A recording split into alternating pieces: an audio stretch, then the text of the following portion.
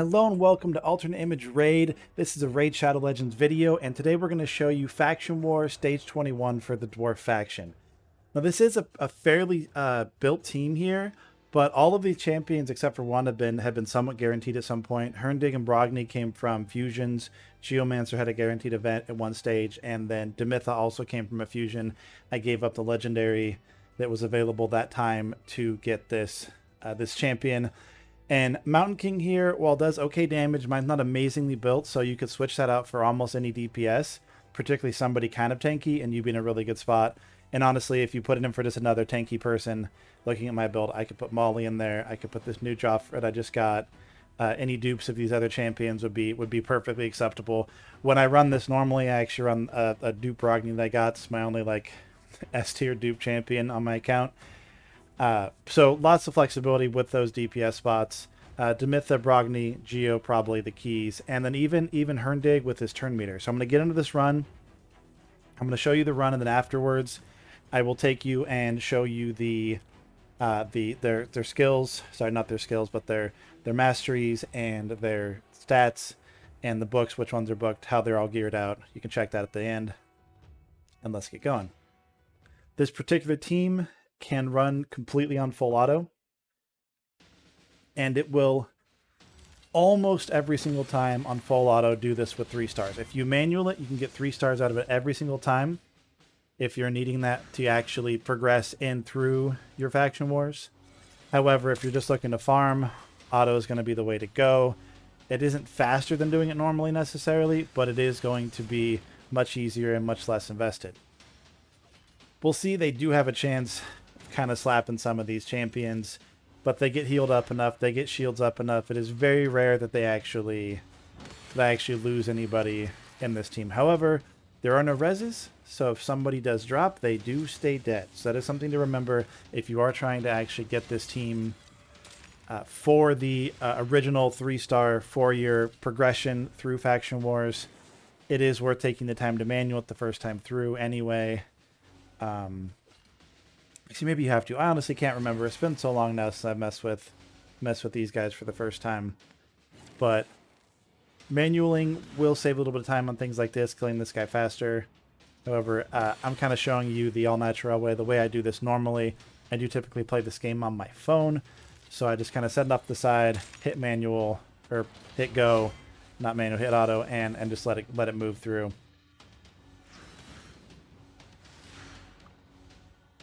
Now, this guy here is another place where the manualing is going to help, because you can, by picking who you're attacking, make sure that that guy in the middle doesn't get his heal out, and that also Maneater here doesn't get to put his block damage on everybody, or unkillable, excuse me. In this case, he doesn't get to anyway, which is very nice, and so we just keep trucking on through.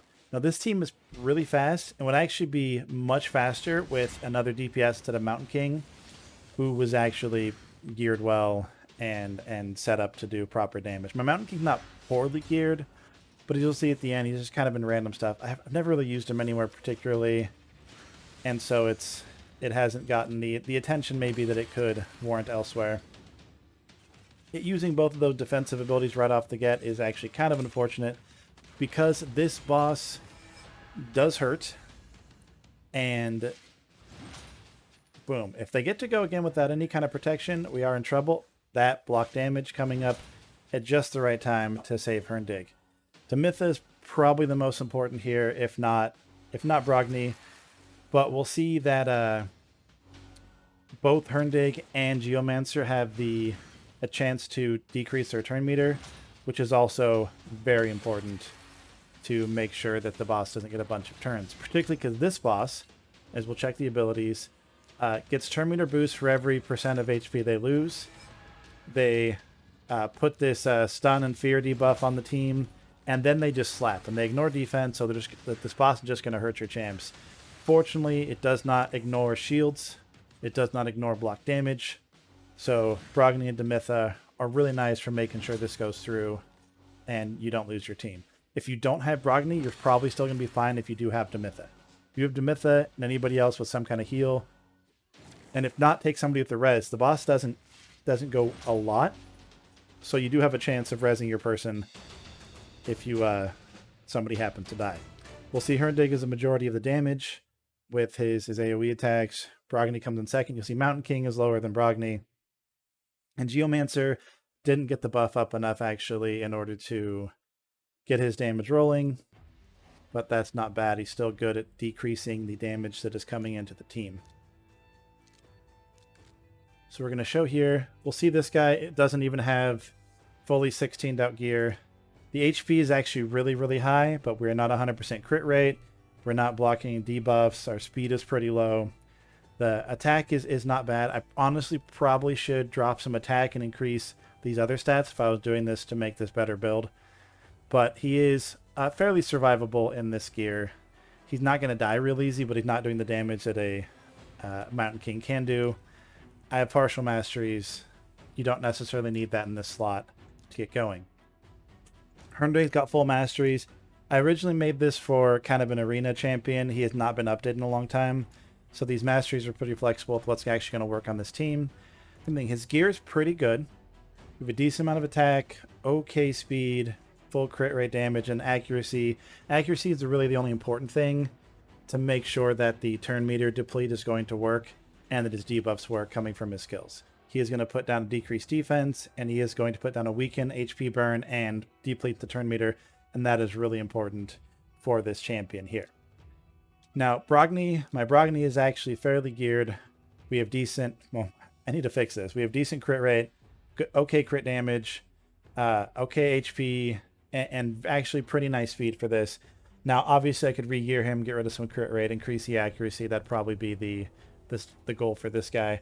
We do have him in Giant Slayer because he has a chance to proc this buff every time his shield on his allies gets hit. That is pretty nice for overall damage. Demytha is specifically tuned for my clan boss, and you'll see that she could even improve here in places like this that I just have been kind of lazy about improving. We do have her in War Master for that clan boss damage, and then for the total stats, this speed is where she is. I have a 3-for-1 unkillable team with Ninja. One key it is already posted on the channel. You can check that out. But that's why her speeds are where they at. It kind of dictated where all the gear was. I could get a little bit extra stats if I went through re-enchanted, tuned her up a bit, but nothing too crazy is going to come out of this champion. And then my Geomancer here. Now he's in kind of a hodgepodge of gear because I did want him on lifesteal. He actually has not been re-geared since they updated Geomancer months ago. So the lifesteal isn't providing the same value that it used to be providing. His defense is high because I want him to survive, and then his accuracy is high because I want to make sure that that lands. Now, this would be a great champion to retune, get some extra crit, get some extra speed on him, and take him out of lifesteal at this point. It's actually not providing the value that it could be. And then I do have him in War Master. The only thing I did change, I'm pretty sure I had him in Giant Slayer previously, but since they did change his masteries, this only applies to his normal damage and not to his passive damage. Now, his passive damage, for anyone who isn't quite aware of what it's doing, whenever the champion's attacked, it is deflecting damage to the HP burn target.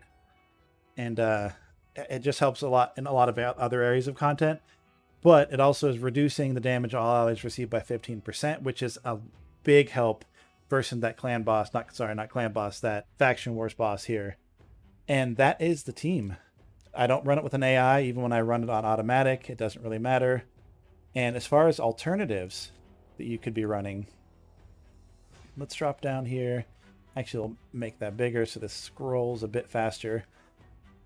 Now, for Mountain King, any other DPS is going to be pretty solid.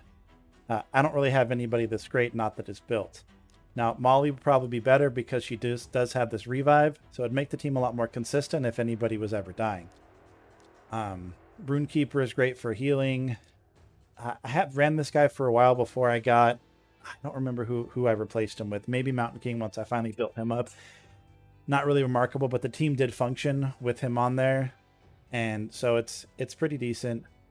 I don't really have any bows in my roster I'd super care for this. This guy's fine, but he's not going to speed up the run. He might provide a little bit additional stability. And his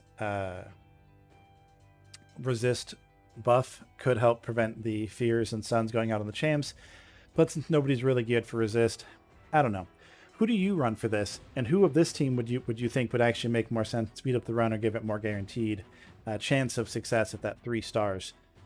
For me, I think the champs I have there are the best options I have available, but if you need to swap somebody out, Demytha is one of the most important. Anybody else with a heal or shield can go in for Brogni.